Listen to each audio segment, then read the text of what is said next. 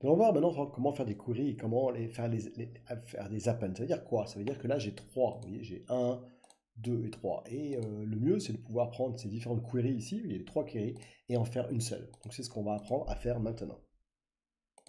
C'est possible par contre que si, évidemment, ben, vos champs sont les mêmes. Là, il y a marqué location, time et hgroup ici. Est-ce que c'est la même chose des trois côtés, hein? Si c'est pas la même chose, ça ne marchera jamais, hein.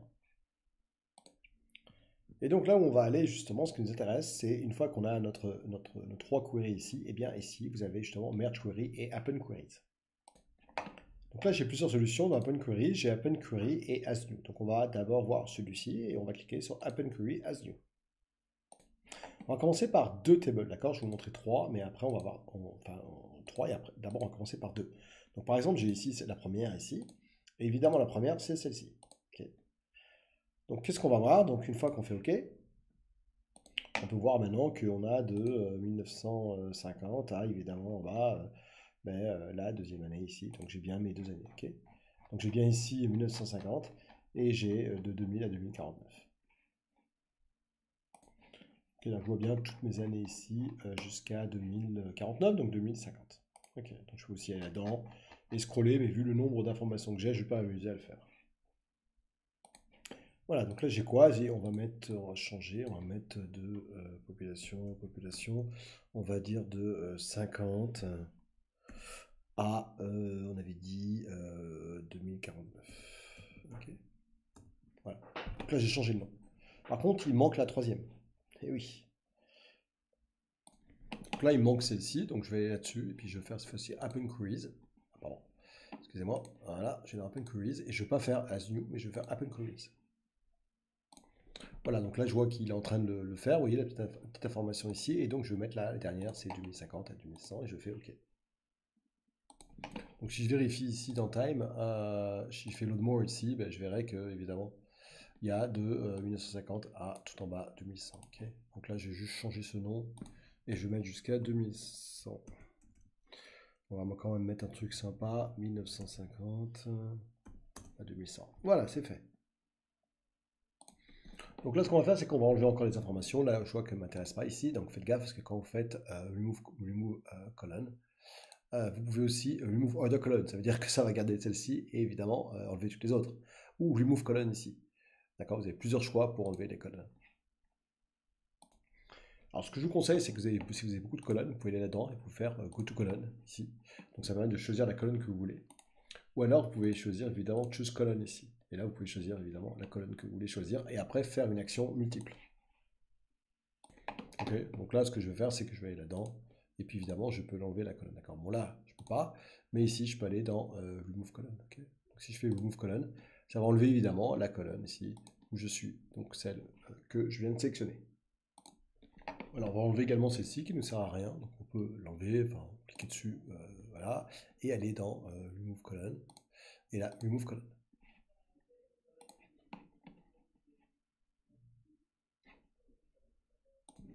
Ok, on va changer un petit peu le nom de notre colonne ici. On va changer log ID, on va mettre country ID. Voilà, j'ai changé ma colonne et j'ai mis country ID ici. Je renomme également ceci country parce que location, j'aime pas trop. Mais je peux mettre aussi pays si je veux, hein. Ok, d'accord, donc là j'ai mis country. Avec un C, ça marche mieux.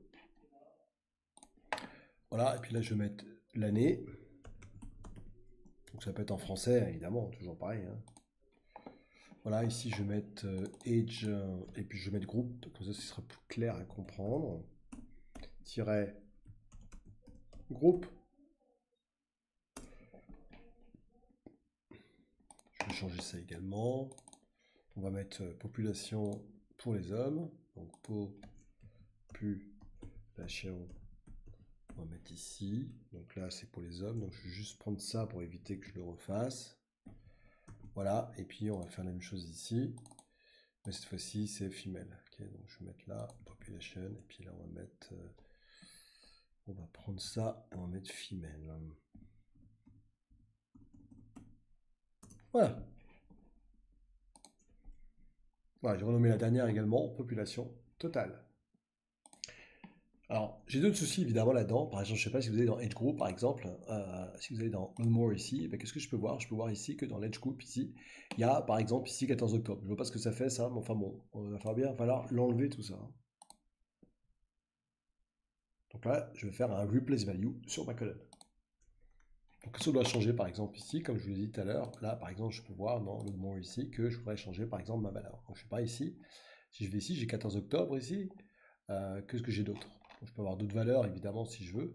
Mais je vois déjà qu'il y a des... Par exemple, là, 9 mai, ben, ça va pas du tout. Puisque 9 mai, ça va être 5-9. Ok, 5-9 parce qu'on est en anglais. Ok. Donc, je peux changer ça, ici. Et puis, dans ce cas-là, je vais ici, dans le groupe, et je fais Replace Value. Et là, je vais mettre 9 mai. Donc, j'avais dit 9-mai. Voilà. Et je le remplace par 5-9. Ok, puisque on est en anglais. Donc c'est le mois en premier. 5-9.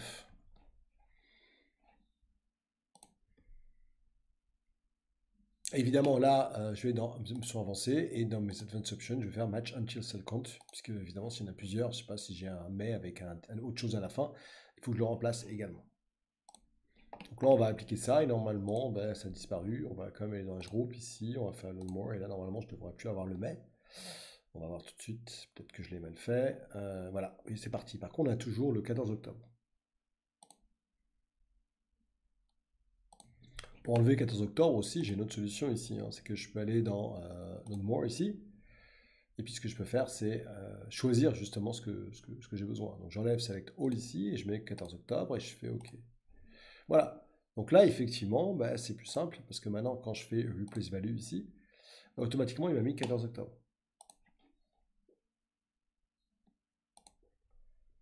Voilà, donc là, du coup, bah, c'est vachement plus simple puisque je peux faire 10, 14.